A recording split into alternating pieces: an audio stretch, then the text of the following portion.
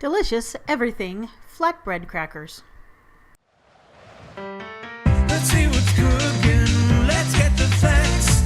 Let's see what's cooking. It's time for yoyomax12. Hello everyone. First thing we're going to do is mix up the topping ingredients that are going to go on the crackers. So in a little bowl you're going to combine 2 teaspoons of caraway seeds, 2 tablespoons of poppy seeds, 2 tablespoons of sesame seeds, and 4 teaspoons of minced dried onion.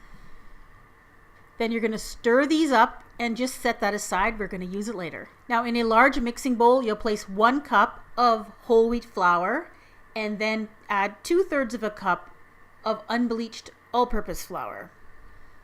Then add in 1 teaspoon of salt. Stir or whisk all of that together.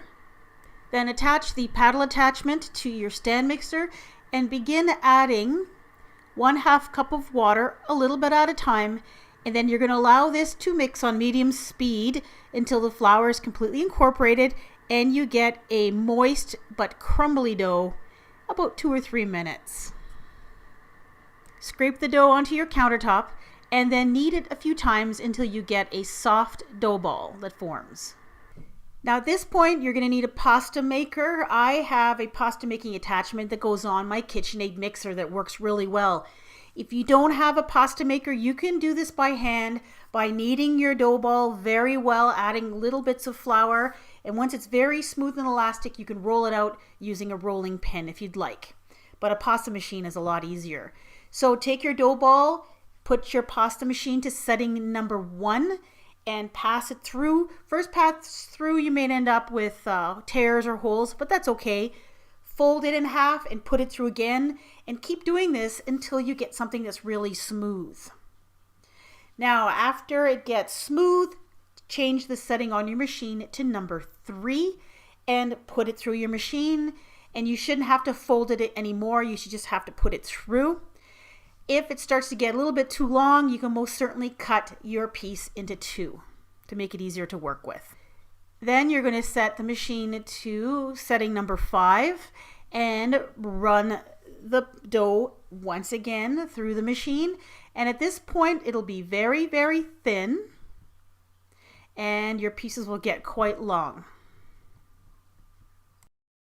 Then arrange your dough strips on your countertop. I lightly sprinkled mine with flour first. Of course you can cut them to fit. And then I took a fork and just poked a whole bunch of little holes all over each strip. And then using a pastry brush, I brushed on some egg white onto each piece. And the egg white is there to act as glue for that seed mixture that you made, and it'll also give them a nice golden brown color when they're baking. That's 1 egg white that's just lightly beaten in that little bowl that I'm using. And then immediately before that egg white has a chance to dry, you're going to sprinkle on that seed mixture that we prepared at the beginning of the video. And then if you'd like, you can sprinkle on some coarse salt and some freshly ground pepper. Now using a sharp knife or a pizza cutter, in this case I'm using a fluted pastry cutter, you're just going to cut your strips into cracker-sized pieces. And of course the size of crackers that you make is completely up to you. You're going to take these strips and you're going to place them on a cookie sheet covered with parchment paper, or in this case I'm using my trusted silicone mats. You don't have to leave a lot of space between them because they don't spread very much.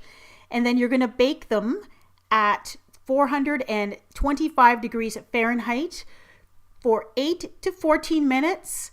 And the recipe says bake them until they are deep golden brown around the edges. Don't undercook them or your crackers will be soggy and won't be super crisp. And these should be super crispy when you're done. And here they are out of the oven. Once they're out of the oven, let them cool a little bit and transfer them to a wire rack to cool completely. These are delicious. I love everything bagels, so I really like the flavor of these. They're super crispy, nice and thin, and they're great to eat as a snack just on their own instead of fried potato chips, or you could even use them to scoop up some dip. Hope you give these a try. Thank you so much for watching. If you subscribe to my channel, you can expect at least 2 sweet treat videos a week, Monday and Friday, and a savory or snack video on Wednesdays. And also, sometimes on weekends, my son Max and I will do an unboxing video. Click on the big red button to subscribe.